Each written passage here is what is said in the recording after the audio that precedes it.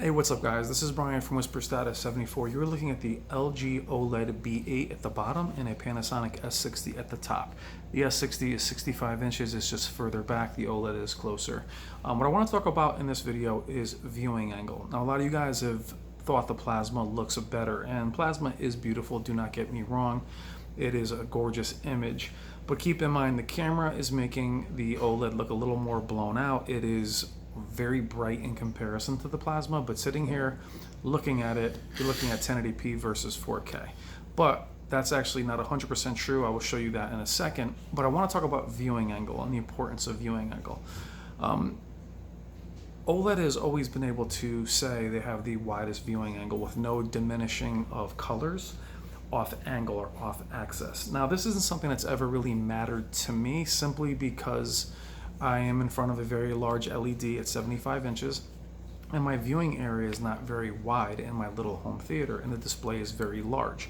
I can see, though, if you're in a rather large room with seating area off to the right or left, where that could be an issue.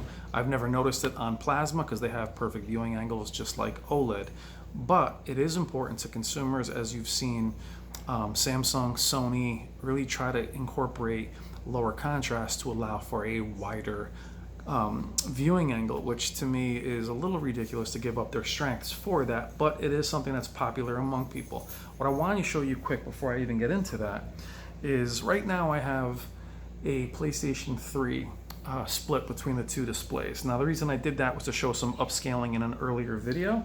What is interesting, though, is even though it's only 1080p on both displays, seeing the OLED with the 1080p, it actually had gray black bars, which I thought was very interesting. So we're gonna go over really quick to, look at how the black, it literally just completely turns into black, which means the film is also, sorry about that, is also black.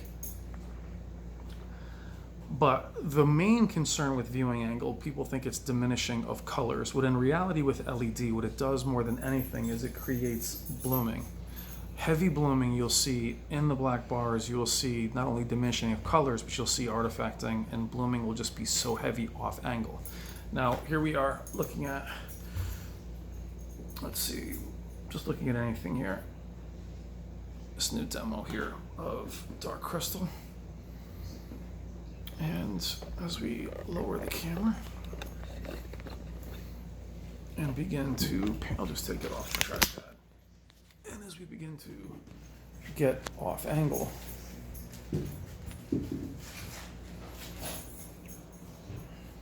it doesn't change at all. Now, these are different seating positions in this room, which is where I am now. You could easily sit to the side and watch it. Now, is that important? It is if you're watching sports or you are watching a film, simply because on an OLED, or I'm sorry, on an LED, those black bars will show to be lighter, or you will see blooming on most off angle. Now, this is extremely off angle. You know, here I am here, and it hasn't changed. And that's what's really most impressive. And even on the plasma, if you come up,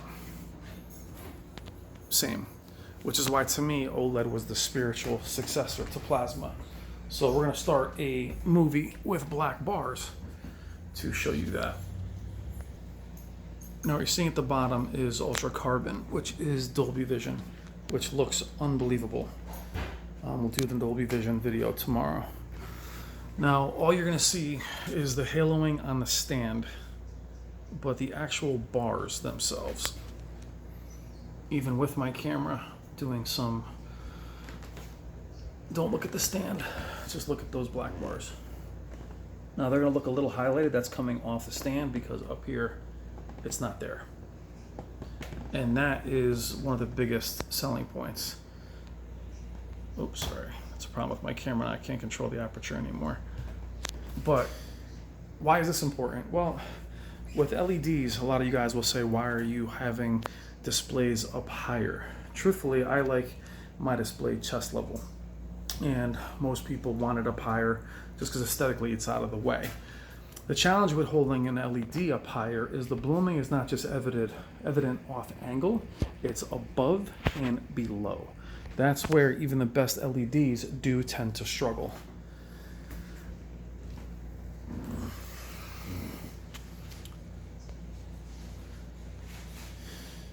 but those black bars are very black.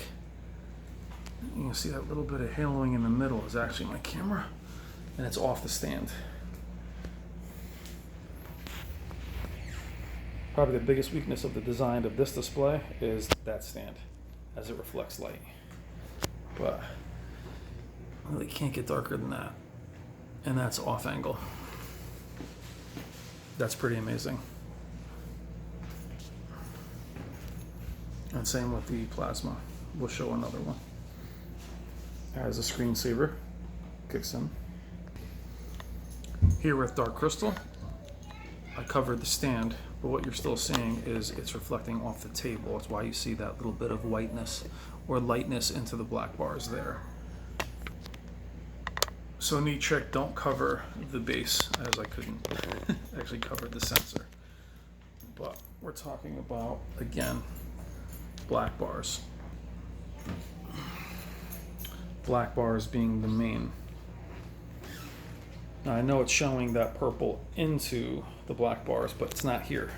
It's just the camera. I wish I had a better camera to show it to you on. As you can see, it's actually bouncing off of the stand. So that is definitely a flaw. Not in the TV, but in the stand. See, the black bars are black. So viewing angle, is it important to you? Depends really on how important or how large your room is.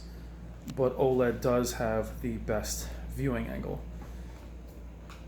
Are you guys happy with seeing the LEDs change their contrast ratio to compensate for off-angle viewing?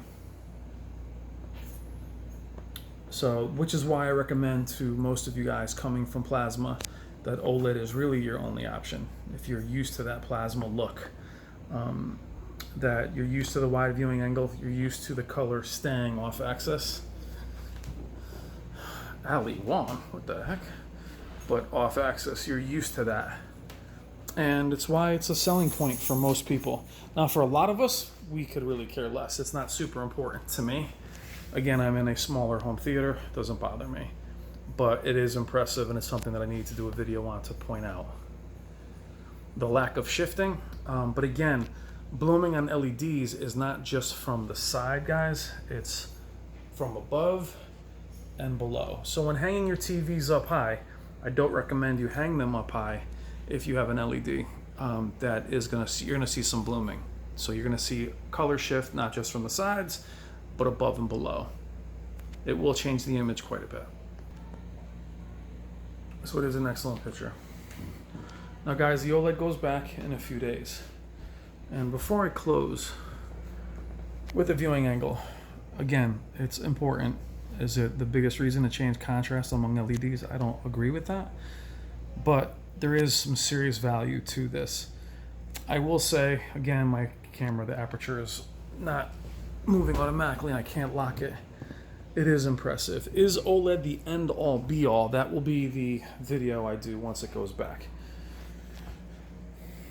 They are tremendous, and we will talk in depth strengths and weaknesses, which I've covered when I first got it. That hasn't changed. They are not perfect, guys. They are amazing, and they're just awesome, but there are some setbacks. They're not the end-all be-all. They are fantastic, though. I recommend renting one yourself. Spend a few $100s, especially if you don't like OLED. If you are a fan of OLED, then there's no real reason. But if you are not a fan of OLED, simply because of what you read and what you've seen online from people like myself or reviewers, I suggest going to a rent-a-center, spend a few $100s, take one home, and just see it for real. See it in person, see how it really performs. I think you'll find a lot of the negatives about it are misnomers in terms of how dim they are. That's both the Sony and the LG. I don't find any of them dim, period, but how vibrant and how clear they are. I think you'll be very surprised by how some of its weaknesses or perceived weaknesses are actually strengths. But that's about viewing angle, guys. It is important, but how important is it to you? Let me know in the comments what you think. Thank you as always, everyone. Take care.